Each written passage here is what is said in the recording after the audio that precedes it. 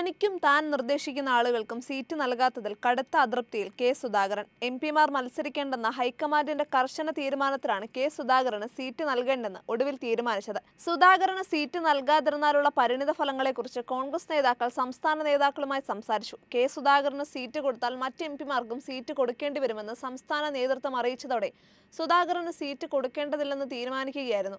ആദ്യഘട്ടം ഡൽഹിയിൽ നടന്ന ചർച്ചയിൽ എംപിമാർ മത്സരിക്കേണ്ടെന്ന ദേശീയ നേതൃത്വത്തിന്റെ തീരുമാനത്തിൽ പ്രതിഷേധിച്ച് സുധാകരൻ കണ്ണൂരിലേക്ക് മടങ്ങിയിരുന്നു. തുടർന്ന് കണ്ണൂർ നടാലിലെ വീട്ടിലെത്തി വൈകാരികമായി ഫേസ്ബുക്കിലൂടെ പ്രതികരിച്ചു.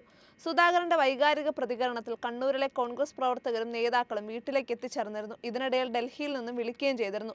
തനിക്ക് സീറ്റില്ലെങ്കിൽ താൻ നിർദ്ദേശിക്കുന്ന ആളുകൾക്ക് സീറ്റ് നൽകണമെന്നായിരുന്നു സുധാകരന്റെ പ്രധാന നിർദ്ദേശം. ഇതിനെക്കുറിച്ച് ചർച്ച ചെയ്യാനാണ് വീണ്ടും ഡൽഹിക്ക് പോയത്. എന്നാൽ സുധാകരൻ നിർദ്ദേശിച്ച ആളുകൾക്കും സീറ്റ് നൽകിയില്ല. കോൺഗ്രസ് പ്രവർത്തകർക്കിടയിൽ ഏറെ സ്വാധീനമുള്ള നേതാവാണ് കെ സുധാകരൻ. അതിനാൽ സുധാകരൻ വൈകാരികമായി പ്രതികരിച്ചാൽ അത് തെരഞ്ഞെടുപ്പിൽ കോൺഗ്രസിനെ ബാധിക്കും. സുധാകരനെ മത്സരിപ്പിക്കണമെന്നാവശ്യപ്പെട്ട് കണ്ണൂർ DCC ഓഫീസിന് മുന്നിലും നഗരത്തിലും വ്യാപകമായി ഫ്ലെക്സ് ബോർഡുകൾ ഉയർന്നിരുന്നു.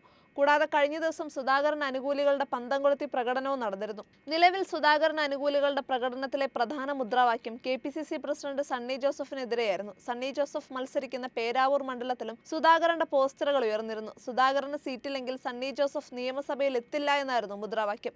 നിലവിൽ കെ സുധാകരന് ധാരാളം അനുയായികളുള്ള മണ്ഡലമാണ് പേരാവൂരും കണ്ണൂരും. സുധാകരൻ മത്സരിച്ചില്ലെങ്കിൽ എന്ത് സംഭവിക്കും? മണ്ഡലങ്ങളിലെ സുധാകരൻ ഇമ്പാക്ട് എന്ന് കാത്തിരുന്ന് കാണാം.